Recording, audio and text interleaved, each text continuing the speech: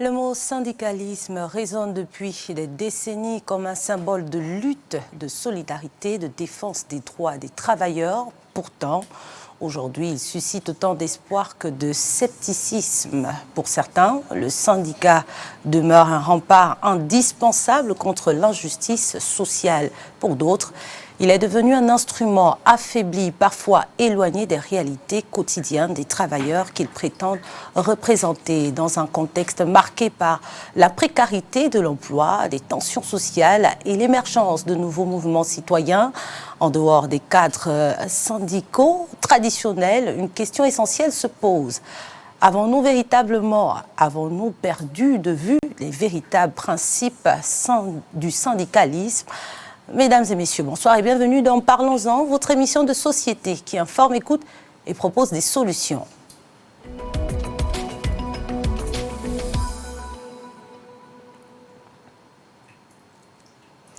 Saisir les véritables principes du syndicalisme, c'est ce que nous tenterons de faire ce soir dans Parlons-en avec Richard Nding-Bokoum, secrétaire permanent de la Fédération des syndicats des travailleurs des pays affiliés à la CIPRES. Bonsoir et bienvenue. Bonsoir madame. Ravi de vous avoir avec nous. C'est moi qui vous remercie. Et tout juste à vos côtés, Jocelyn Louis Ngoma, secrétaire général de la Fédération des travailleurs du Gabon. Bonsoir à vous également et bienvenue. Bonsoir. En face de vous, messieurs, Astenias Bouka, chroniqueur maison. Bonsoir Astenias. Bonsoir, charmante Mélissa. Alors très bien, place désormais au déclic.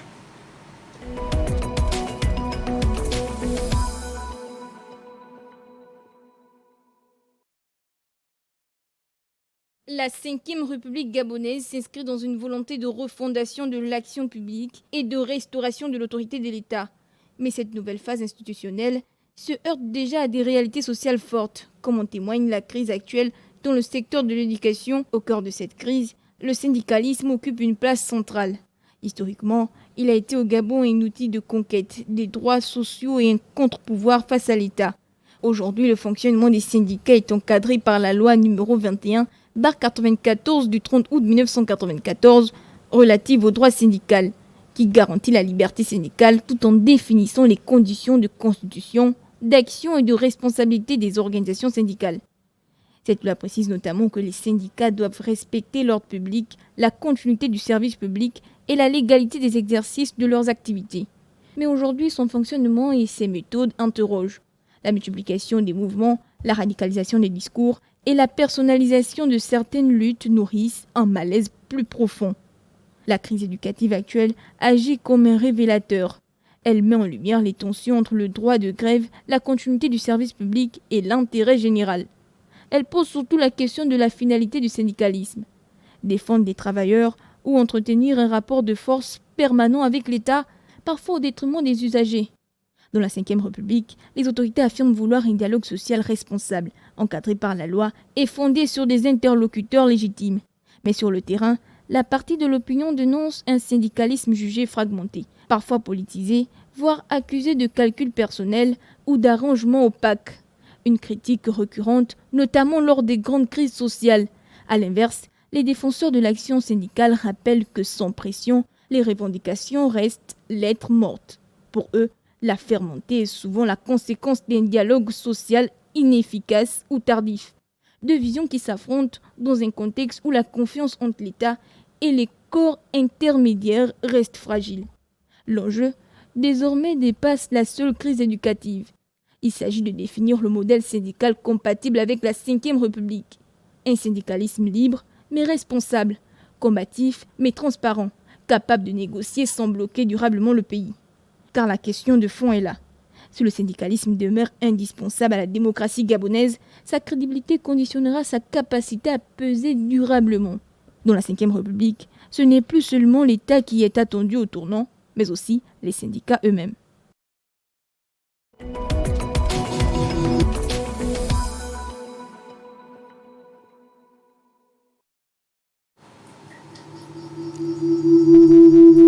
Alors sans plus tarder, place au décryptage.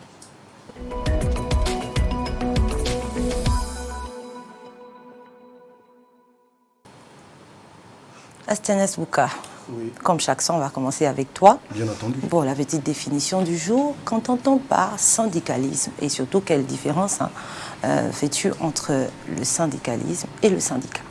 Alors, je l'ai simplifié pour une meilleure audition et compréhension de ceux qui nous regardent, qui regardent l'émission Parlons-en avec beaucoup d'intérêt. Et je m'avais donc dit ceci. Le syndicalisme est l'activité collective et le mouvement qui organise les professionnels, qui vise évidemment à étudier, représenter et défendre les intérêts communs, des intérêts de nature salariale et des conditions de travail, soit des retraités ou en lien avec leur formation. Et le syndicat, qu'est-ce que c'est? Évidemment, un syndicat est une association de personnes, salariés, employeurs, étudiants, etc., réunis pour défendre les intérêts professionnels communs. Et voilà donc, comme je le disais tantôt, la simplification que je donnais donc à ces deux définitions. Monsieur Jocelyn Luingoma, vous êtes d'accord avec ces définitions? Je crois qu'elle a été elle est simple, je pense que c'est l'essentiel. Pareil pour vous aussi, monsieur Bekou? Oui. Rien à ajouter? Rien à dire, surtout que je n'aime pas me focaliser sur les définitions des termes. Ce qui est important, c'est ce qu'il y a derrière ces termes-là. Alors, à Stanislas Boka, nous allons faire un peu d'histoire aujourd'hui. À partir de quel moment intervient le syndicalisme pour la première fois dans l'histoire? Alors, vu le caractère crucial de la thématique de ce jour, vu qu'il y a une espèce d'ébullition dans le pays avec SOS Éducation, alors, le syndicalisme moderne est né en Europe, en Angleterre, en France, dans les années 1880, suite à la révolution industrielle, et pour répondre aux conditions de travail difficiles de ceux l'exerçant, donc les travailleurs. Et ensuite, au Gabon, pour tirer la substance de cette révolution industrielle de laquelle est né effectivement le syndicalisme, au Gabon, c'est entre 1944 et 1945 que nous avons assisté à l'arrivée du CFTC. Qu'est-ce que ça veut dire? Confédération française de travailleurs chrétiens, qui avait donc valeur de syndicalisme. Et ensuite, nous avons connu la CGT, Confédération Générale des Travailleurs, structurant les revendications des travailleurs face à l'exploitation coloniale. Donc, il fallait ici dénoncer les conditions dans lesquelles ceci est exercé. Donc, était de nature à esclavagiser, effectivement, le colonisé qui était le Gabonais. Et donc, se sont mis en place ces deux structures que je venais de susmentionner. Monsieur Jocelyn Luingoma, votre regard par rapport à l'évolution du syndicalisme depuis ces années jusqu'à aujourd'hui 2026? Bien, merci. Il faut effectivement fixer le contexte. Il a évoqué l'historique. Après, la base de la révolution syndicale, c'est avec la COSIGA. La COSIGA qui était un instrument, donc un organe de base du parti unique, dont l'évolution a connu la même trajectoire que les partis politiques. Tout le monde sait que à l'orée du multipartisme, l'environnement politique a connu un certain essor. Et la COSIGA, également, dans la même trajectoire, a connu ses évolutions. Et toutes les organisations syndicales que nous avons aujourd'hui, notamment au niveau des confédérations, les leaders sont issus des conflits qu'il y avait au sein de la COSIGA, notamment par rapport à l'absence de démocratie. Donc, tout est parti de la COSIGA. La prolifération des syndicats qu'il y a aujourd'hui, c'est également la même trajectoire avec les partis politiques. Et on a vu récemment, avec l'avènement de la Ve République, il ne nous reste plus que quelques partis, parce que beaucoup de partis n'ont pas été capables de présenter des candidats sur l'ensemble des localités du Gabon. Elles se sont disqualifiées d'elles-mêmes. Et en réalité, le même principe doit se passer au niveau des syndicats. Parce que les syndicats, également, de la même manière que la COSIGA était un organe de base des partis politiques, beaucoup de syndicats ont été des branches armées des partis politiques dits de l'opposition. Et il faut également donc le même scénario avec les élections professionnelles se produisent au niveau de l'environnement syndical pour faire le même ménage de façon automatique. Pareil pour vous, M. Richard Ndingbekoum. Bon, je crois que ça a été dit, l'évolution du syndicalisme dans notre pays. Et avant, c'est pas le Gabon qui a créé le syndicalisme. En fait, c'est né dans les pays européens avec l'industrialisation, la lutte ouvrière et tout ça. On a connu tout ça. On a connu l'évolution, comme il vient de le mentionner tout à l'heure, l'évolution dans notre pays avait d'abord un cadre là, c'est-à-dire on avait d'abord le monopole de la COSIGA et ensuite ça a évolué, ce qui est une bonne chose d'ailleurs. Mais aujourd'hui, il y a je crois qu'il y a deux pôles qui s'affrontent, c'est-à-dire que nous avons du mal à passer du syndicalisme révolutionnaire ou de lutte au syndicalisme réformiste. Et c'est ça le mal. Comme il le dit, le camarade Lungoma vient de le dire tout à l'heure, c'est ce passage-là qui n'arrive pas à s'opérer. Voilà. Alors, Hassanias Bouka, Oui. qui peut être finalement membre d'un syndicat? Alors, qui peut être évidemment membre d'un syndicat, la question vaut son pesant d'or. Tout travailleur, salarié soit-il ou employé, ou tout employeur peuvent librement adhérer à un syndicat professionnel de leur choix, à condition que celui-ci relève de leur secteur d'activité. On est enseignant, on doit évidemment adhérer à un syndicat qui relève de milieu éducatif. On est du ministère des Mines, etc., des hydrocarbures, etc., forestier. Voilà, donc c'est dans ce moule-là, effectivement, qu'on vient exprimer son ressenti, ses besoins, au fin d'interpeller ceux qui ont la décision d'améliorer les conditions de travail, etc. Monsieur Richard Ninga, est-ce que... Nding. je crois que bien sûr. Alors, aujourd'hui, est-ce facile pour les Gabonais de faire partie d'un syndicat? Il faut dire une chose, il faut le reconnaître, c'est que le taux de syndicalisation a baissé dans notre pays. Quelles en sont les raisons? C'est justement, je viens de vous évoquer deux pôles qui sont totalement... ces deux dynamiques qui s'opposent. En fait, il y a certains qui sont restés dans le syndicalisme de lutte révolutionnaire, alors que le monde du travail a changé.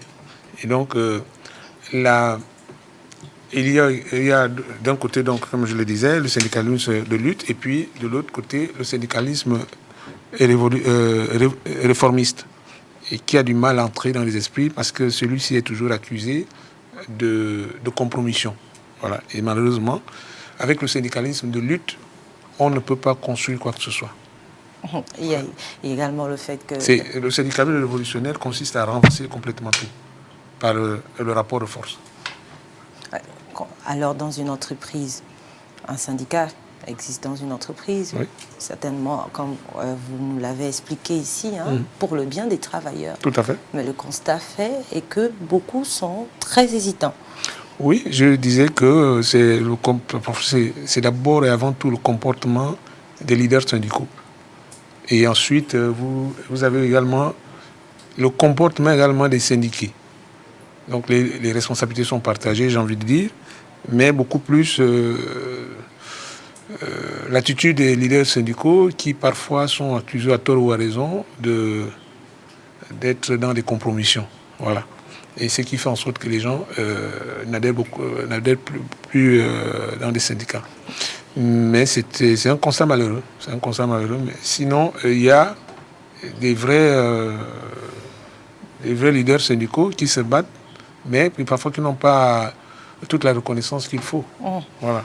Monsieur Jocelyn, lui, vous partagez le même point de vue parce qu'on sait également que parfois certains hésitent de peur de ne jamais recevoir une promotion dans son entreprise, de ne jamais avoir accès à tel ou tel poste. Est-ce que ça devrait être le cas? Moi, je voudrais par contre repartir à l'origine. À l'origine, la pratique syndicale est plutôt politique. Et partant de ce principe, il y a une culture qui a été développée au niveau des travailleurs qui ne comprennent pas très bien le fonctionnement d'une organisation syndicale. Alors, les organisations syndicales sont de plusieurs ordres. Il y a le premier niveau, c'est au niveau de l'entreprise, ensuite au niveau sectoriel, et ensuite au niveau national. Au niveau de l'entreprise, c'est les syndicats que tout le monde connaît, c'est les syndicats de base. Au niveau sectoriel, c'est les corporations de même métier qui s'organisent, autant les employeurs que les salariés. Ensuite, au niveau national, ce sont les confédérations syndicales, celles qui sont habilitées à discuter avec le gouvernement, chacun et son interlocuteur. Au niveau de l'entreprise, le partenaire social privilégié du syndicat d'entreprise, c'est l'employeur. Au niveau sectoriel, ce sont les employeurs du secteur. Au niveau national, c'est le gouvernement. Et les employeurs donc, de l'ensemble des secteurs d'activité. Alors, partant de ça, il y a un gros problème d'ignorance de la pratique syndicale. Les travailleurs ne comprennent pas, beaucoup de syndicalistes d'ailleurs ne comprennent pas très bien la culture syndicale. Parce que le syndicat, par essence, ce n'est pas une posture émotionnelle, ce n'est ni un complexe de colère, encore moins un instrument d'instrumentalisation de foule. C'est un engagement conscient, strict et responsable, fondé sur des principes clairs, notamment la liberté syndicale, la légitimité également syndicale, également l'éthique et la morale. Donc partant de ça, si la pédagogie n'est pas clairement enseignée au niveau de la base, les gens pensent que le syndicat c'est un avocat commis d'office qui est sollicité uniquement quand on est dans un problème, alors qu'en réalité, il faut participer aux activités syndicales pour avoir la voix délibérative, parce que vous avez évoqué tantôt des leaders syndicaux qui restent de façon éternelle à la tête des syndicats. Parce qu'en réalité, un syndicat, ça a un volet d'abord, un côté légal, ensuite un côté légitime. Le côté légal, c'est les membres fondateurs d'une organisation syndicale qui acquièrent le quitus. Aujourd'hui, on n'a pas besoin de l'avis ou de l'autorisation du gouvernement pour créer une organisation syndicale. On informe l'État par rapport à la Convention 87, notamment la liberté d'association. On informe. Mais qu'est-ce qui pourrait expliquer aujourd'hui que certains leaders n'arrivent pas à comprendre clairement ce que c'est qu'être syndicaliste au point d'ignorer ces principes-là et d'agir, comme vous le dites, avec des sentiments, avec des émotions et finir par transformer la chose? C'est d'abord les motivations à la base.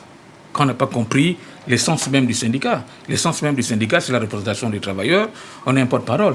On n'est pas directeur général d'une organisation syndicale. Nous représentons des salariés qui nous donnent un mandat pour agir en leur nom et pour leur compte. Donc, si on n'a pas compris ça, si on est leader syndical parce qu'on défend les intérêts d'un lobby, parce que c'est ça qui se passe en réalité, les syndicats se créent pour mener des guerres contre les employeurs pour le compte de X ou de Y. Or, en réalité, il ne s'agit pas de ça.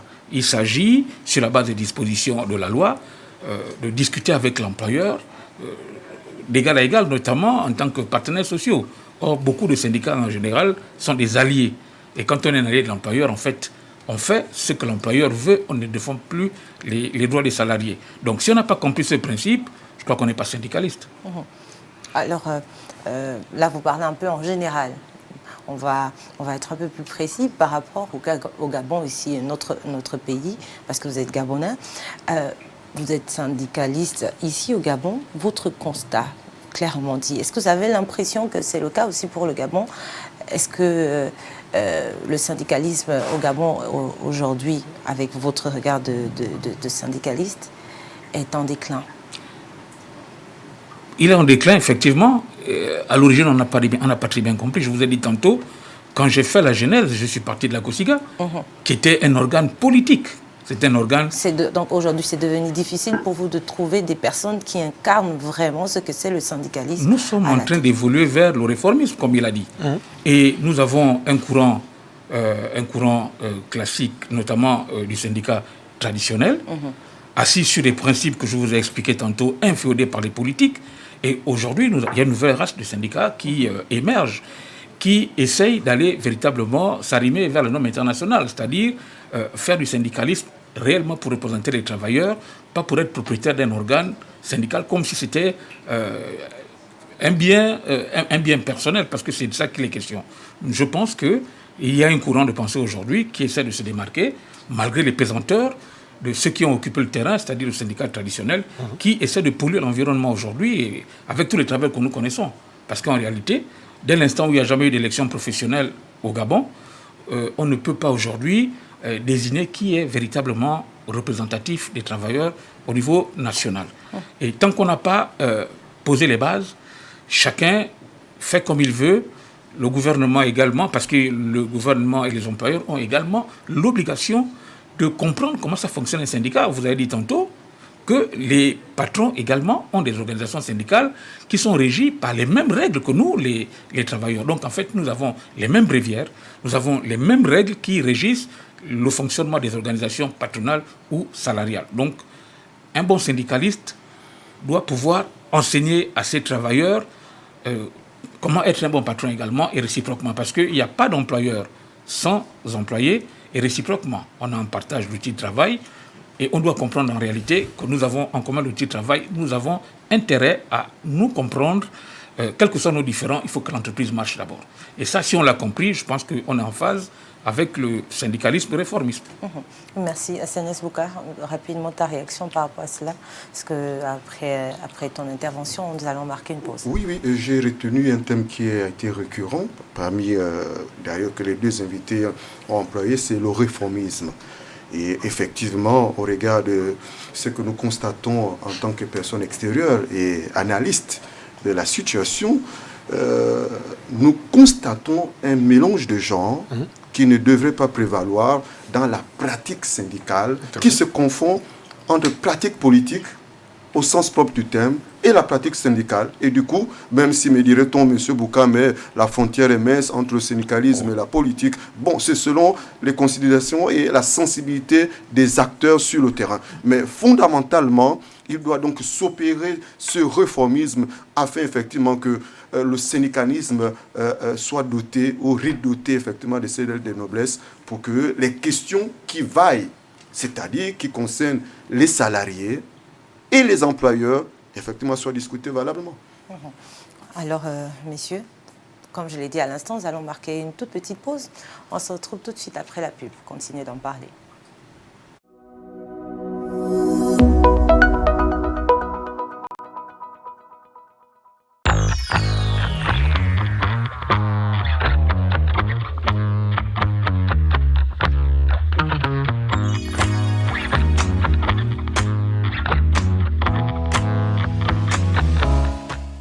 Mesdames et messieurs, bonjour. Je suis Edmond Ayon, vendeur spécialisé du groupe Sekagadis, département Matelec.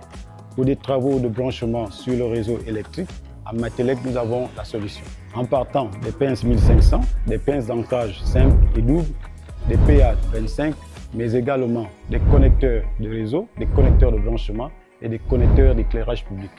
Nous sommes situés dans la zone industrielle de Lumi, mais n'oubliez pas, Matelec, la qualité, notre priorité.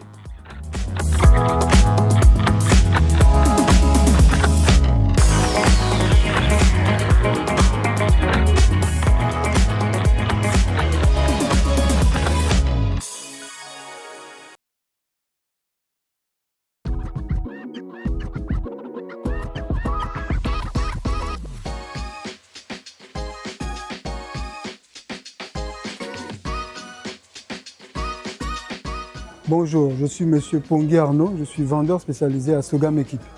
Je vais vous parler de Mètre Laser, qui est un outil de diagnostic et de détection. À Sogam Equipe, nous avions deux types de mètres laser.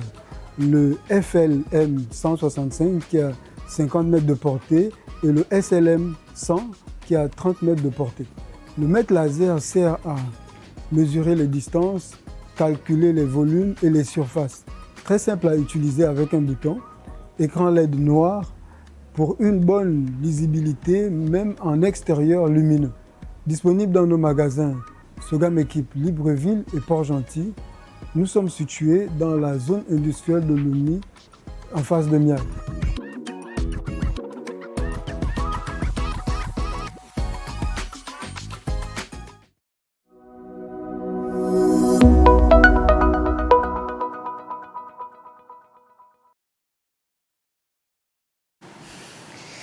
De retour sur ce plateau, mesdames et messieurs, je vous rappelle que vous regardez Parlons-en, votre émission de société qui informe, écoute et propose des solutions. Saisir les principes du syndicalisme, c'est la thématique de ce soir. Et sur ce plateau, nous avons deux invités qui sont là avec nous. Astanas Bouka, avant de nous quitter, tu avais la parole. Oui. Alors, pour poursuivre effectivement dans cela, on avait déjà parlé des deux formes de syndicalisme qui existaient déjà.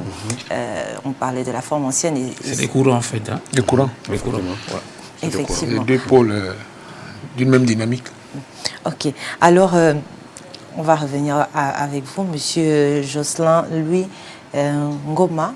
Pourquoi, je ne sais pas pourquoi j'ai envie de vous appeler Ngama, je crois que j'ai une connaissance. Mais bon, voilà. Alors, aujourd'hui, on assiste à l'existence des collectivités locales comme SOS Éducation. Qu'est-ce que cela vous traduit? Bien, on entend un peu ça et là parce que je crois qu'il y a beaucoup de leaders syndicaux, y compris le gouvernement, qui ne comprend pas très bien l'interprétation des différentes dispositions. Le Gabon a ratifié la Convention 87 qui consacre la liberté syndicale. Et la liberté syndicale autorise les salariés à s'organiser de quelque manière que ce soit, quel que soit le modèle d'organisation qu'ils souhaitent, pourvu qu'ils respectent leurs statuts et leurs règles. Et vous conviendrez avec moi que les leaders syndicaux, parce qu'ils sont dans un syndicat, ne peuvent pas prendre en otage le reste des travailleurs. On peut bien se retrouver dans une entreprise où nous avons un seul syndicat et tous les travailleurs ne sont pas syndiqués. Parce que les premiers adhérents d'une organisation syndicale, c'est les membres fondateurs. La première phase, légalement constituée, vous êtes les membres fondateurs. La seconde phase consiste à aller maintenant recruter les adhérents. Et donc les adhérents, quand ils sont affiliés chez vous, ils ont la capacité de vous enlever parce que le vote, la qualité délibérative, la voix délibérative est acquise par sa carte, parce qu'on est encarté, parce qu'on est à jour de ses cotisations. Donc quand nous faisons des congrès, seuls ceux qui sont à jour de leurs cotisations prennent part au congrès et votent pour démettre, pour renouveler les bureaux.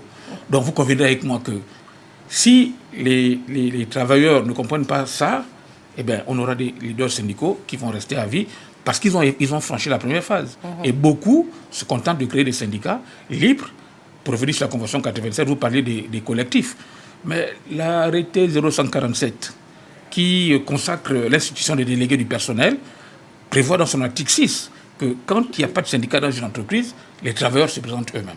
Donc, si les travailleurs se présentent eux-mêmes, ça veut dire que le collectif, il est légal. Il est légal dans ce sens qu'on n'a pas besoin d'autorisation de qui que ce soit pour créer une organisation collective pour la défense des intérêts collectifs. Donc, un collectif est parfaitement légal. On voit des syndicalistes aujourd'hui qui essaient de faire penser qu'ils ne sont pas légaux. Ce n'est pas vrai. Les travailleurs ont le droit de ne pas se syndiquer, de s'organiser conformément aux dispositions de la Convention 87. Donc les collectifs aujourd'hui sont une émanation de la crise de confiance qui existe, parce que c'est de cela qu'il est question. Si les leaders syndicaux ne jouent plus leur rôle, ils deviennent plutôt des alliés de l'employeur, mais les travailleurs ne se sentent plus en confiance. Eh bien, à défaut de créer des organisations syndicales, dans la forme que vous connaissez, ils créent des collectifs. Mais un collectif, c'est une organisation syndicale. Parce que la Convention 87, quand elle parle de regroupement des salariés, elle ne parle pas des syndicats. Parce qu'un syndicat, c'est une organisation de travailleurs. Et nous avons l'ONEP, par exemple, c'est une organisation des travailleurs, des employeurs du pétrole, c'est un syndicat. Une confédération, c'est un syndicat. Une union libre, c'est un syndicat. Une fédération, c'est un syndicat. Et donc, la Convention 87, pour consacrer tous ces éléments, elle parle d'organisation avec grand O. Elle parle des organisations syndicales les plus représentatives. Donc on peut très bien, plusieurs organisations de base, s'associer pour créer une intersyndicale. C'est légal. Et tout ça, voilà. Donc un collectif a sa raison d'être. Voilà. Et comme vous l'avez dit, tout ça a comme origine la crise de confiance. La crise de confiance, mais c'est ça qu'il faut. C'est la crise de confiance. Les travailleurs et les leaders syndicaux, on peut le voir en France avec la création des Gilets jaunes et des groupes comme Bloqué Tout du 10 septembre. Et donc, on assiste quasiment à la même chose aujourd'hui avec SOS Éducation. Monsieur Richard Ndinga Boukoum, n'avez-vous pas peur que cette situation entraîne la disparition de certains du syndicalisme au Gabon? J'ai peur plutôt que, vous savez, la nature horreur du vide. Moi, j'ai peur plutôt que ces genres de formes de syndicalisme favorisent plutôt le syndicalisme révolutionnaire dont on parlait tout à l'heure. C'est-à-dire qu'il est mieux dans un pays organisé qu'on ait des interlocuteurs que de travailler avec la base. Sinon, ça va aller dans tous les sens. C'est-à-dire que nous sommes dans un état de droit, il faut respecter l'institutionnalisation des corporations. Et la base a la capacité de déployer des personnes qui peuvent parler au nom de la base. Non, mais c'est pas faux ça. Donc, mais il n'y a pas de véritable problème avec le fait de travailler avec la base. Par contre, ce qu'il faut... Si la base peut déléguer des personnes qui puissent nous représenter demain. Mais oui, mais bon, vous avez vu SOS Éducation, on en parle. Ils ont décidé de mettre à la tête deux personnes qui sont allées les représenter et qu'ils ont rejeté. Parce qu'en fait, là, c'est... Vous dites qu'ils ont décidé, mais on les a reçus ici. Ça n'a pas été fait. Parce que dans le cas de SOS Éducation, ils nous expliquent déjà que c'est durant leur AG qu'ils sont censés coopter ces personnes-là, choisir qui ira intervenir. Sauf qu'à chaque fois, ça ne se fait pas. Il y a des mouvements qui sortent pas. C'est ce que je veux dire. Un mouvement est bien quand il est organisé. Il y a que dans le syndicalisme classique où on trouve une organisation. Il y a des décisions parfois que les leaders syndicaux prennent pas parce que la base... Si vous voulez faire l'unanimité, ça ne pourra jamais se faire. On ne peut pas trouver l'unanimité dans ce genre de questions. Par contre, dire qu'il faut revoir la structuration, la formation même des leaders syndicaux, ça c'est très important. Ça, le gouvernement a intérêt, et même les employés, à coopérer dans ce sens. Donc pour vous, c'est impensable d'imaginer le Gabon sans leaders syndicaux? Je ne crois pas. Sans syndicat. Vous voyez ce qui s'est passé en France, vous avez parlé des gilets jaunes. Excusez-moi du thème, c'est la bordélisation d'une société, si on fait comme ça. Mais il faut recadrer, il faut revoir la configuration, la structuration même.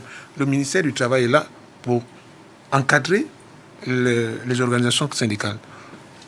Le camarade disait tout à l'heure, le président Gouma disait tout à l'heure qu'il y a des gens qui restent à la tête des syndicats pendant 10 ans, 30 ans. 30 ans. Ils sont là, ils ont été travailleurs, donc ils sont à la tête d'une organisation syndicale des travailleurs. Après, ils vont à la retraite, mais ils restent toujours à la tête de ces organisations. Parce qu'il a si bien dit, organisation avec grand O, quand il dit syndicat, ça peut être un syndicat de base, ça peut être un syndicat sectoriel, ça peut être une confédération. Donc, il faut que le ministère du Travail fixe des conditions, reparte, parce que pour attendre que ce soit les syndiqués eux-mêmes qui vont décider d'enlever X ou Y, ça va être compliqué. Moi, je pense qu'il faut penser à la configuration, à la restructuration pour revoir tout ça. Ensuite, chose très importante, il faut institutionnaliser un cadre légal de discussion. Vous aurez le temps de donner toutes ces solutions dans la suite. Donc moi, je vais revenir vers vous, monsieur Jocelyn, lui, Ngoma et non Ngama.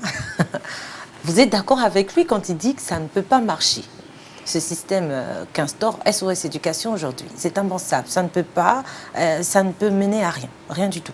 Moi, je pense que nous sommes un mois charnière. Je vous expliquais tantôt dans l'histoire que nous partions d'une forme d'organisation à un autre environnement. Mais un collectif, pour moi, c'est la meilleure forme de la démocratie sociale. Parce qu'en réalité, vous avez parlé des Gilets jaunes. Les Gilets jaunes, le président Macron avait reçu des leaders des Gilets jaunes. Il y avait par province des gens qui ont été désignés par leur localité pour aller parler en leur nom. Le collectif a ça.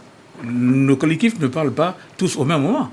Vous voyez bien qu'ils ont désigné des gens qui se sont comportés un peu à l'encontre de ce qui avait été donné comme consigne, parce que la réalité, en fait, quand on est dans un dialogue social, la base est quelque part à temps. Vous êtes un porte-parole, vous venez, vous discutez avec les arguments qu'on vous a confiés, et les résultats que vous obtenez, vous venez les partager.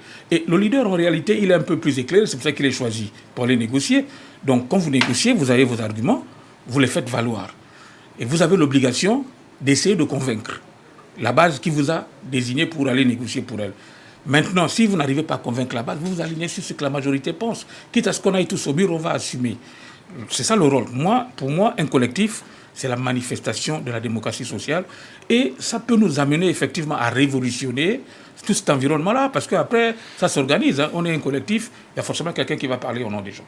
Alors, stratégiquement, par rapport à ce qui se passe aujourd'hui, pour éviter justement les intimidations, et les trahisons, surtout les trahisons. Surtout les trahisons. Surtout les trahisons. Surtout les trahisons. Donc, qu'est-ce que la base fait? La base, à chaque fois, mandate un nouveau porte-parole. C'est-à-dire que le premier porte-parole, le nouveau porte-parole s'en va. Quand il revient, pour ne pas qu'il soit inféodé, un autre, l'administration étant continue, prend le relais, il part. Donc, ce que vous avez entamé avec l'autre, vous ne pourrez pas. Voilà. Donc, moi, je pense que c'est la manifestation même de la démocratie sociale. Et quand on revient sur la Convention 87, la Convention 87 autorise, je vous l'ai dit tantôt, que les travailleurs ont le droit de s'organiser comme ils le souhaitent. Ce n'est pas anarchique. Comme ils le souhaitent, un collectif, c'est une forme d'organisation. Il faut être discipliné, le respect des dispositions de la loi. Et justement, la loi prévoit que dans les articles, je pense, du Code du travail, dans les articles 302, 303 et 304, la loi prévoit justement que les travailleurs et les employeurs ont le droit de s'organiser comme ils l'entendent. Après, on a des formes classiques, des organisations syndicales classiques. Je vous ai donné quelques exemples tantôt. Mais les organisations classiques que nous connaissons, c'est les syndicats de base, les fédérations sectorielles et les confédérations. Entre-temps, il y a un nombre infini d'organisations. Il y a des unions libres, il y a des partis, il y a tellement d'organisations.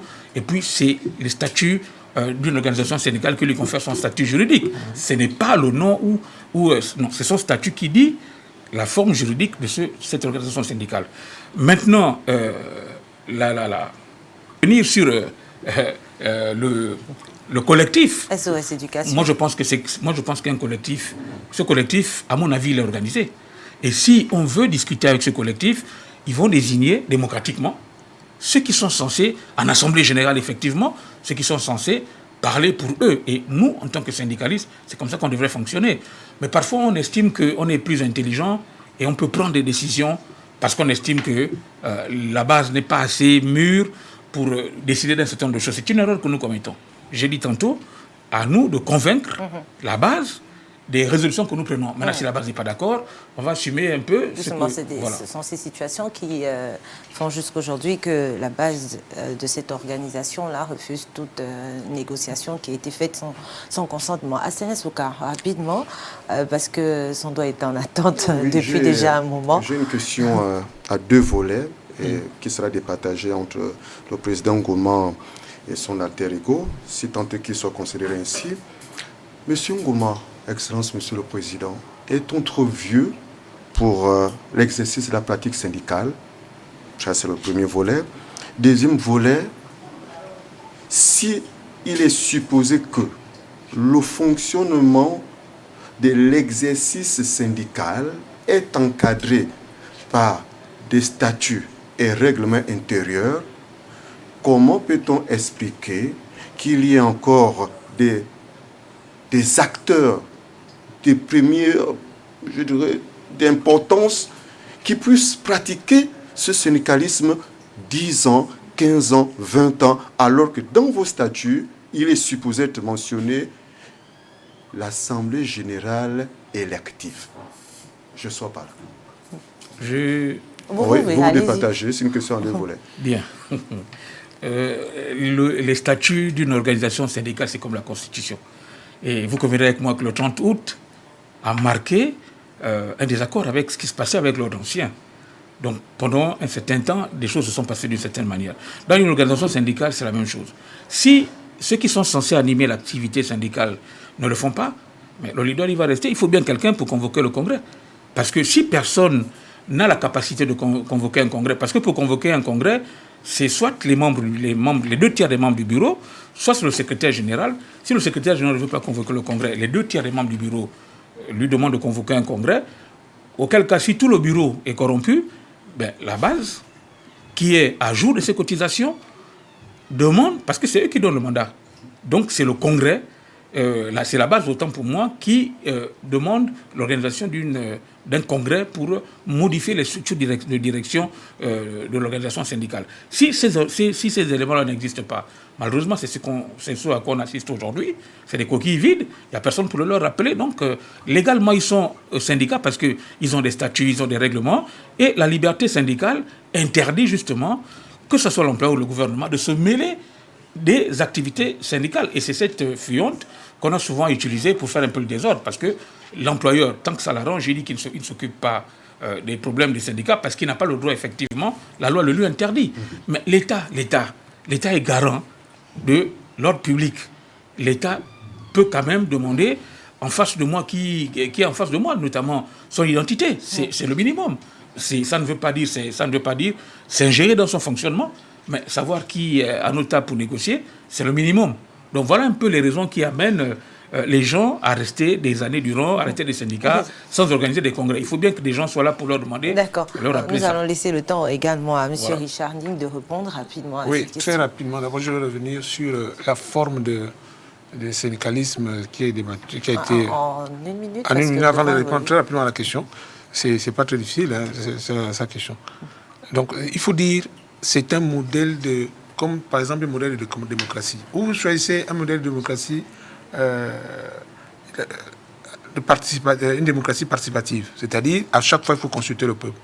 Vous verrez qu'il y a des questions que le peuple, on ne peut pas poser ce genre de questions au peuple. Je prends par exemple la peine de mort. Vous imaginez qu'il y a un phénomène dans ce pays et on va consulter le peuple, qu'est-ce qui va se passer? C'est le peuple qui va décider qu'on rétablit la peine de mort. Est-ce que c'est possible dans nos démocraties actuellement? Non. Voilà un débat. Donc je dis, restons dans le forme classique. Simplement, il faut former les gens. Même ceux qui sont syndiqués doivent connaître leurs droits, doivent savoir que c'est nous qui désignons ceux qui sont à la tête. C'est comme dans une forme de démocratie. Les gens s'éternisent au pouvoir parce que tout simplement, le peuple lui-même ne connaît pas ses droits. C'est exactement ça qui se passe également dans les syndicats. Bon, maintenant, pour répondre à votre question, c'est exactement ça. C'est-à-dire, si les gens ne savent pas, parfois vous intégrez un syndicat, vous adhérez dans un syndicat, vous ne connaissez même pas les textes. Il y a des gens qui adhèrent dans un syndicat. Ici, une affiche d'adhésion aujourd'hui dans un syndicat, il va signer une autre affiche d'adhésion dans l'autre syndicat. Vous voyez? Et même ça se vérifie dans les partis politiques. Donc il faut restructurer tout ça. Il faut remettre des règles. Pas que s'ingérer dans des syndicats, mais il faudrait que l'État remette en place des règles pour permettre que tout le monde soit soumis à ces règles-là. Voilà. D'ailleurs, quand vous allez au tribunal, vous avez un conflit avec en interne dans votre syndicat, mais le juge vous demande d'abord vos propres textes pour savoir si vous l'avez respecté. Mais il faudrait que ces gens-là, la base, les gens qui constituent la base, eux-mêmes soient d'abord formés. Donc il faut des formations. Pour ceux qui s'éternisent, il faudrait qu'à un moment donné, les gens sachent ce qu'ils sont. Il y a les travailleurs. Lorsque vous êtes déjà à la retraite, normalement, vous ne pouvez plus gérer une organisation syndicale des travailleurs. Et c'est d'ailleurs la raison pour laquelle on se retrouve, si vous avez constaté les situations, un certain nombre de décisions au niveau de la Caisse nationale de sécurité sociale. Justement, mais vous verrez que les représentants des salariés, des travailleurs, ont signé les accords Rangonia en 2017. Ils ont validé tout le décret qui a été pris par le président de la République en matière d'augmentation des cotisations. Ils ont tous signé. Mais les gens sont incapables aujourd'hui de dire, oui, nous avons signé, mais quel genre, ils représentaient qui? Ils représentent, vous imaginez, un fonctionnaire qui représente les travailleurs du secteur privé. Qu'est-ce qu'il connaît de ce que vivent les travailleurs du secteur privé? Vous avez des gens qui sont déjà à la retraite qui représentent les travailleurs du secteur privé. Ils valident, ils ne comprennent rien. Voilà un peu. Et donc il faut éduquer les gens, former les gens en matière de syndicalisme. Voilà. Bon, et on n'aura plus ce genre d'attitude-là. Ou encore qu'aujourd'hui, on parle d'éducation, de formation. Autrefois, quand on était syndicaliste, c'était d'abord une cause qu'on défendait. Hein, et je suppose que la formation venait après. Mais il y avait quand même cet amour-là de faire valoir les droits des travailleurs, d'aider, de soutenir les personnes qui avaient besoin d'être sorties d'une forme d'esclavage. Mais aujourd'hui, comme il le disait déjà, on l'avait appelé à tout près de vous, votre frère, c'est que ce n'est plus vraiment le cas. Et c'est ça le problème. Donc aujourd'hui, on est obligé de constater que des formations de collectifs, on est obligé de constater les formations de collectifs à gauche et à droite, c'est aussi pour interpeller les responsables que vous êtes, les membres de syndicats, parce qu'il faudrait quand même revenir à la base, à ce qui faisait un syndicat avant. Aujourd'hui, c'est clair, la confiance entre vous et les travailleurs, elle est énorme. Et ça, on ne peut pas le nier. Non, et donc, on cherche des solutions. Parlons alors des principes. Bon, j'aurais voulu, vous les avez déjà mentionnés un tout petit peu, hein, Jocelyn, lui, Ngoma, avant la publicité, des principes même qui fondent les principes du syndicalisme. Est-ce qu'on peut revenir rapidement là-dessus pour aider tous ceux qui vous regardent et qui ont tendance à l'oublier et qui dirigent, qui vivent leur syndicalisme en oubliant, en ignorant quasiment ces principes-là? Bien, le principe de base, comme je l'ai dit tantôt, hein, j'ai expliqué tantôt que le syndicat n'était pas une posture émotionnelle, encore moins un réflexe de colère ou un instrument de manipulation des foules. Les principes, c'est la défense des intérêts matériels et moraux des travailleurs. Okay. La liberté, l'indépendance vis-à-vis de l'employeur et de l'État, okay. L'indépendance financière, l'éthique et la morale, le dialogue social avant le conflit, etc. Voilà. Pour revenir un peu sur ce que lui disait tantôt, moi je pense que on a un dispositif juridique qui permet d'encadrer l'environnement syndical. L'État n'a pas besoin de créer quoi que ce soit. Nous avons un code du travail qui est à mettre à jour peut-être. Nous avons les conventions internationales que nous avons ratifiées. Donc on a un dispositif juridique qui nous permet de réguler l'environnement syndical. Malheureusement, les CEDED ne sont pas appliqués. C'est ça le véritable problème. Ces règles ne sont pas appliquées. Il disait tantôt que dans les conseils d'administration des caisses, ce sont des conseils d'administration paritaires. Les représentants des travailleurs sont à part égale représentés au même titre que les employeurs. Les décisions ne peuvent pas se prendre par des gens qu'on ne connaît pas. Nous n'avons jamais décidé de les envoyer. Personne ne sait qui ils sont. Personne ne sait qu'ils ont envoyé. Parce qu'en réalité, quand des décisions se prennent, les résolutions des conseils d'administration, ils ont l'obligation et le devoir de réunir les travailleurs pour leur rendre compte des résolutions des conseils d'administration. Malheureusement, nous sommes un peu en train d'assumer parce que nous ne sommes pas associés à la gestion de la caisse, alors que le Code de sécurité sociale nous donne ce droit de participer à la gouvernance de l'entreprise à travers les conseils d'administration, parce que nous sommes les contributeurs. Donc vous voyez bien que, partant de ça, il y a un véritable problème. Il y a un véritable problème. Alors, messieurs, nous sommes malheureusement arrivés. J'aurais voulu vous donner la parole pour cette dernière partie du décryptage. Nous sommes à court de temps. 1 heure sur Parlons-en, ça passe très très vite. Alors, nous sommes obligés d'évoluer et nous passons donc à la boîte à questions.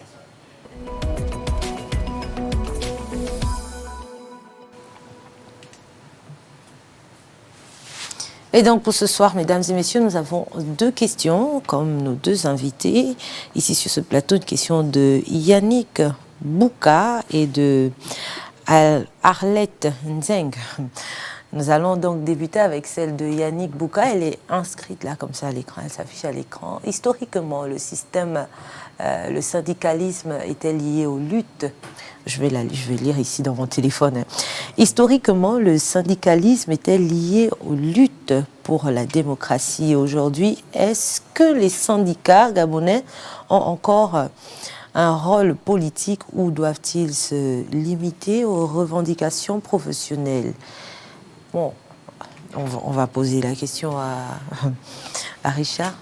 C'est ce que je disais, que les gens sont toujours restés dans il faudrait le répéter. La forme du syndicalisme révolutionnaire.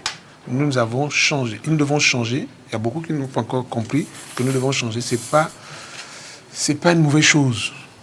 La cogestion, c'est pas une mauvaise chose. Il faut parvenir à accepter l'évolution.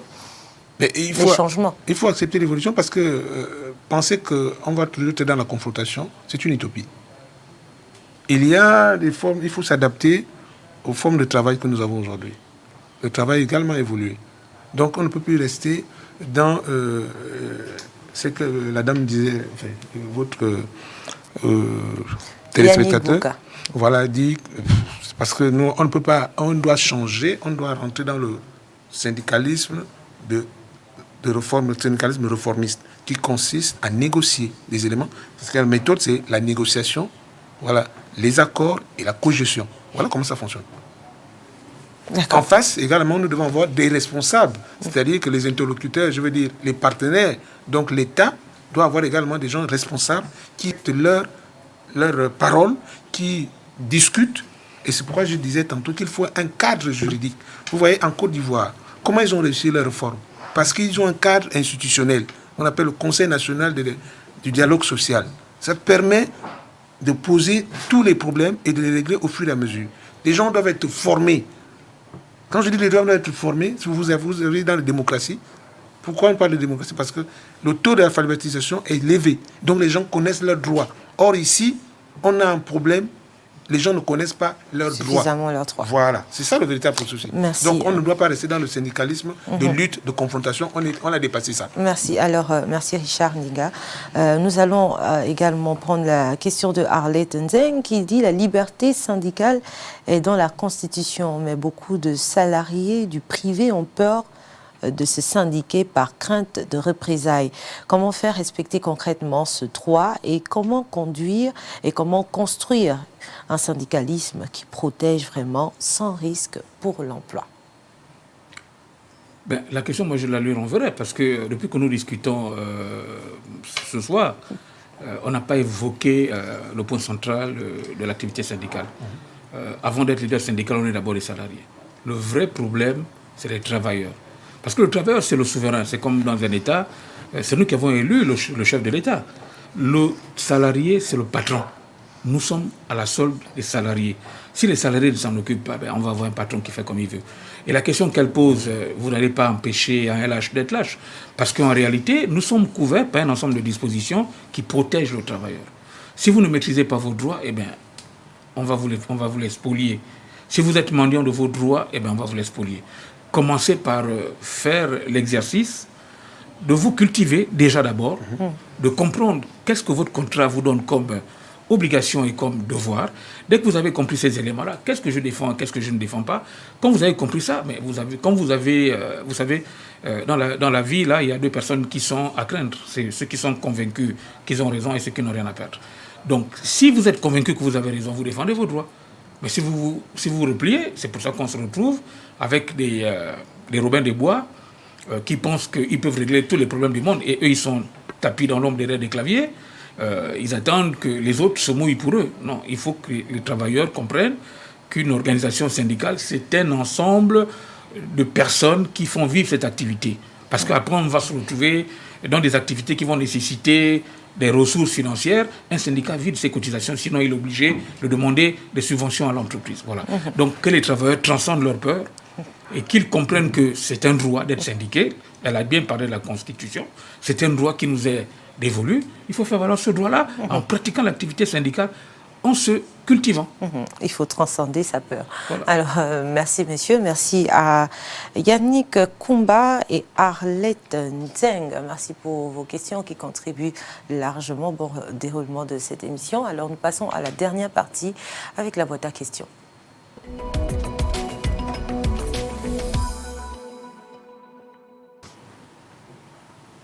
Astanas Boukar, on va commencer par toi pour finir. Le syndicalisme est à la croisée du chemin. Avec la 5e République qui vient de naître, les acteurs syndicaux doivent sortir des anciens schémas les anciens carcans, comme quoi on faisait dans un mélange de genres et tout était confondu au point qu'on ne sachait plus effectivement quelle était la frontière de l'acteur syndical. Et aujourd'hui, il faut mettre de l'ordre dans le ménage en milieu syndical. Et ceci renvoie donc au toilettage des textes qui encadrent cette activité digne, dont les fondamentaux ont été énoncés ici. La défense des intérêts corporatistes au fin de l'amélioration des conditions de travail et des conditions salariales des travailleurs. Lorsqu'on s'est éloigné de cet objectif-là, je pense fondamentalement qu'on est en train de se fourvoyer. Et à partir de ce moment, les acteurs que vous êtes et concomitamment avec les autorités étatiques doivent mettre de l'ordre. Merci. Richard Nigabekom, pour finir. Je disais tout simplement que nous sommes confrontés à deux approches du syndicalisme. Il faut donc sortir de ce débat parce que ça pollue et qu'il faut l'État en tant que... c'est l'État qui finance les syndicats, comme d'ailleurs l'État finance les partis. L'État a tout son rôle à jouer pour pas s'immiscer, mais au moins d'amener les syndicats à respecter les textes, en commençant par les leaders syndicaux. Et que nous avons intérêt à garder la forme classique du syndicalisme, mais plutôt en ayant l'approche réformiste qui privilégie le dialogue social et, comment dirais-je, la cogestion. Voilà. Alors, nous finissons avec vous, M. Jocelyn Louis Ngoma. Moi, je pense qu'il n'y a aucun problème en ce qui me concerne. Hein. Les travailleurs, nous sommes des travailleurs avant d'être leaders syndicaux. Nous avons pris la responsabilité d'accepter de mener les autres. Moi, je pense que si tout le monde est d'accord pour dire que nous avons un mandat social, la révolution doit se passer auprès des travailleurs. Ça va nous amener à respecter les textes. Parce que le véritable problème, c'est que les gens ne respectent même pas les propres textes de leur organisation syndicale. Donc, il faut que les travailleurs, comme ce que les enseignants ont fait là, je crois que c'est une leçon, ça va faire en sorte que ceux qui ont été désavoués vont se remettre en cause. Et nous avons vécu ça pendant le Code du travail il y a quelques années, en 2021. On a désavoué les leaders des centrales syndicales et les organisations syndicales de base ont démontré qu'on pouvait être représentatif en s'associant entre syndicats de base. On était les plus représentatifs. Parce qu'ils ont souvent tendance à dire non, ce sont les centrales. On avait dit à l'époque à monsieur Julien Kogué que être représentatif, ce n'est pas une centrale. Être représentatif, c'est avoir la légitimité d'un grand nombre de travailleurs. Et si vous êtes plusieurs organisations de base, vous êtes au-dessus d'une centrale. Parce qu'une centrale, c'est au minimum deux fédérations sectorielles. Voilà. Donc la représentativité syndicale dépend du nombre de secteurs que vous couvrez dans l'organisation que vous êtes. Voilà. Donc tout dépend de comment vous voulez vous organiser, comme je l'ai dit tantôt. Mais la responsabilité revient aux travailleurs. Je vous remercie, messieurs. C'était un plaisir de vous avoir avec nous ce soir dans Parlons-en. On espère que ce ne sera pas la dernière fois. C'est nous qui vous disons merci de nous avoir donné l'opportunité d'éclairer l'opinion. Merci à Stanislas Bouka. Merci à nos téléspectateurs. Saisir les véritables principes du syndicalisme. C'était la thématique de ce soir. Parlons-en. Vous l'aurez compris, c'est fini pour aujourd'hui, mais on se retrouve demain, même heure, sur une autre problématique. En attendant, je vous laisse avec Sylvia Niman et Royal Ibagino pour le 120 minutes dans quelques instants.